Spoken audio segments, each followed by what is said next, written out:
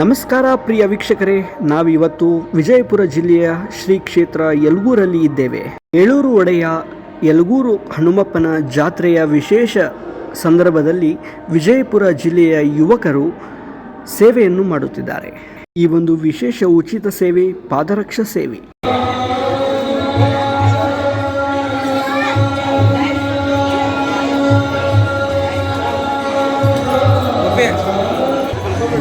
Token को token है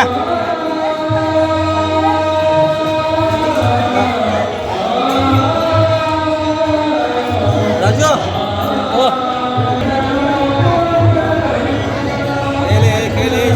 ಪಾದರಕ್ಷೆ ಬಿಡುವ ಸ್ಥಳ ಅಂತೇಳಿ ಸೇವಾ ಮಾಡ್ತಾ ಇದ್ದೀರಿ ಸರ್. ಎಷ್ಟು ವರ್ಷದಿಂದ ತಾವು ಮಾಡ್ತಾ ಇದ್ದೀರಿ ಸರ್? ಸುಮಾರು 38 ವರ್ಷಗಳಿಂದ ನಮ್ಮ ಹಿರಿಯರು ಆಗಿರ್ತಕ್ಕಂತಹ ದಿಲೀಪ್ ಮನಗುಳಿ ಅವರು ಹಾಗೂ ಹನುಮಂತರಾವ್ ಕುಲಕರ್ಣಿಯವರು ಸ್ಥಾಪನೆ ಮಾಡಿದ್ದಾರೆ ಸರ್. ಇದು ಓಕೆ, ಬಂದಂಥ ಭಕ್ತಾದಿಗಳಿಗೆ ಪಾದರಕ್ಷೆಯನ್ನು ಇಡುವ ನಿಟ್ಟಿನಲ್ಲಿ ಎಲ್ಲಿಡಬೇಕು ಅಂತ ನಿಟ್ಟಿನಲ್ಲಿ ಒಂದು ಇದು ಮಾಡಿ ಈ ಸೇವೆಯನ್ನು ಪ್ರಾರಂಭಿಸಿದರು.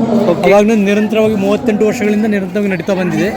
ಈ ಒಂದು ಸೇವೆಯನ್ನು ನಾವು ಉಚಿತವಾಗಿ ಮಾಡ್ತಾ ಇದ್ದೀವಿ ಸರ್. ಇದರ ಏನು ನೀವೇನು ಇದರ ಇದು ಅಮೌಂಟ್ ಏನು ತಗೊಳ್ಳಲ್ಲ? ಇದರ ನಿಶುಲ್ಕ ಸರ್, ನಿಶುಲ್ಕ. ಉಚಿತವಾಗಿ ಎಲ್ಲರ ಪಾದರಕ್ಷೆಗಳನ್ನು ಇಲ್ಲೇ ಬಿಡಿಸಿ ಅವರಿಗೆ ಟೋಕನ್ ಅನ್ನ ಕೊಡ್ತೀರಿ? ಟೋಕನ್ ಕೊಡ್ತೀವಿ ಸರ್. ಹೋಗುವಾಗ ಮತ್ತೆ ವಾಪಸ್ ಟೋಕನ್ ಇಸ್ಕೊಂಡು ಅವರಿಗೆ ವಾಪಸ್ ತಮ್ಮ ಪಾದರಕ್ಷೆನ ಸಂರಕ್ಷಿಸಿ ಅವ್ರಿಗೆ ವಾಪಸ್ ಕೊಡ್ತೀವಿ. ತಮ್ಮ ಒಂದು ಸಂಘಟನೆಯಲ್ಲಿ ಎಷ್ಟು ಜನ ಇದ್ದಾರೆ ಸರ್? ಸುಮಾರು 25ಕ್ಕೂ ಹೆಚ್ಚು ಯುವಕರು ಹಾಗೂ ಹಿರಿಯರು ಇದ್ದಾರೆ ಸರ್. ಈ ಒಂದು ಬಾಲಕರು ಕೂಡ ನಮ್ಮೊಂದಿಗೆ ಸೇವೆಯಲ್ಲಿ ಕೈ ಜೋಡಿಸಿದ್ದಾರೆ.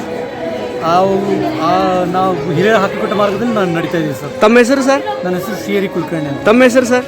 ಸರ್, ನನ್ನ ಹೆಸರು ಬಿಂದು ಮಾಧವ್ ಕಾಸ್ನೇಸ್ ಅಂತ. ಈ ಸೇವೆ ಮುಖ್ಯವಾಗಿ ಒಂದು ಉದ್ದೇಶ ನಾವು ಯಾವಾಗಲೂ ಒಂದು ತಿಳ್ಕೋಬೇಕು. ಯಾವುದೇ ಭಕ್ತಾದಿಗಳು ಬಂದರೂ ಅವರಿಗೆ ತಲೆಯಲ್ಲಿ ಒಂದು ಚಿಂತೆ ಇರುತ್ತೆ, ಚಪ್ಪಲ್ ಬಿಟ್ಟರೆ ಕಳೀತಾವೆ ನಾನು ಎಲ್ಲಿ ಬಿಟ್ಟು ಹೋಗಿ ಜಾತ್ರೆ ಒಳಗೆ ರಶ್ ಜಾಸ್ತಿ. ದರ್ಶನಕ್ಕೆ ಹೋಗಬೇಕಾದ್ರೆ ಅದು ತಲೆಯಲ್ಲಿ ಇಟ್ಕೊಂಡು ದರ್ಶನವೂ ಸರಿಯಾಗಲ್ಲ. ಆ ಸಮಯದಲ್ಲಿ ನಾವು ಏನು ಮಾಡಿದ್ವಿ, ಸೇವೆಯನ್ನು ಪ್ರಾರಂಭ ಮಾಡಿದವರು ನಮ್ಮ ದಿಲೀಪ್ ಮನಗುಳಿ ಹಾಗೂ ಹನುಮಂತ ಕುಲಕರ್ಣಿ ಅವರು.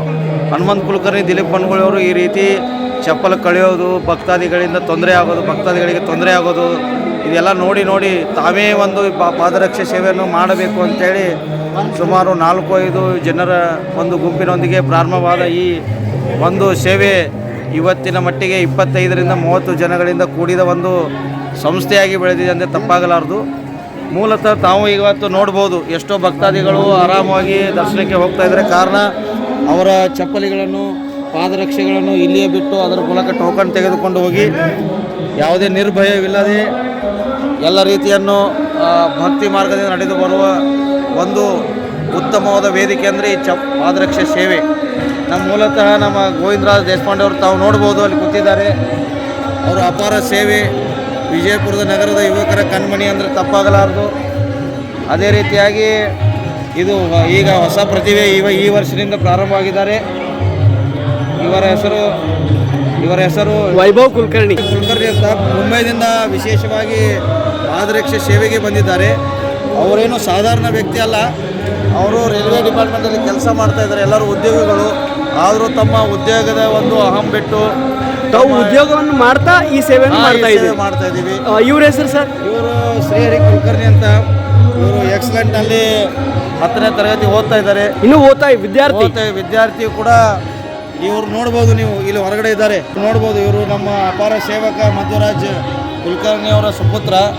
ಇವರು 2ನೇ ವರ್ಷ ಪಾದಯಾತ್ರೆ ವಿಜಯಪುರದಿಂದ ಹಮ್ಮಿಕೊಂಡು ಯಶಸ್ವಿ ಪಾದಯಾತ್ರೆ ಕೂಡ ಮಾಡಿದ್ದಾರೆ. ಹೌದು.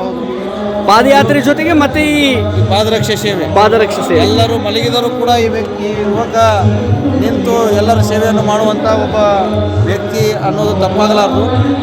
ಇನ್ನೊಂದು ವಿಚಾರ ನೋಡಿದರೆ ಮಧ್ವರಾಜ್ ಕುಲಕರ್ಣಿ ಅವರು ಇದ್ದಾರೆ. ಅವರು ಭೇಟಿಯಾಗಿ ವಿಶೇಷವಾಗಿ ಏನಾದರೂ ಕೇಳೋದಿದ್ರೆ ಕೇಳ್ಬೋದು. ಗುರುಗಳು. ತಮ್ಮ ಹೆಸರು ಸರ್? ದಿಲೀಪ್ ಮನಗುಳಿ ಅಂಥೇಳಿ.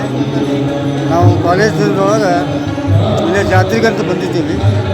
ಅವಾಗ ನಮ್ಮ 7-8 ಹುಡುಗರು ಚಪ್ಪಲಿ ಕಳೆದ್ರು.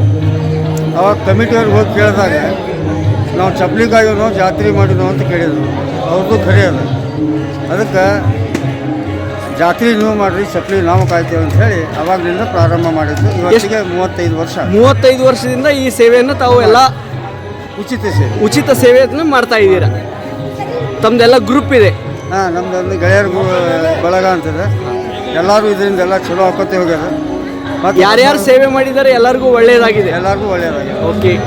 ಹಂಗೆ ಹೊಸ ಹುಡುಗರು ಬರ್ತಾರೆ ವಾಲಂಟಿಯರ್ಸ್ ಆಗಿ. ಅವ್ರಿಗೆಲ್ಲ ಕಲ್ಯಾಣ ಆಗ್ಯದ ಅಂತೇಳಿ ಬರ್ತಾರಂತ ನಾ ತಿಳ್ಕೊಂಡಿದ್ದೆ. ತಮ್ಮ ಸೇವೆ ಅಪಾರ. ತುಂಬ ಧನ್ಯವಾದಗಳು ಸರ್.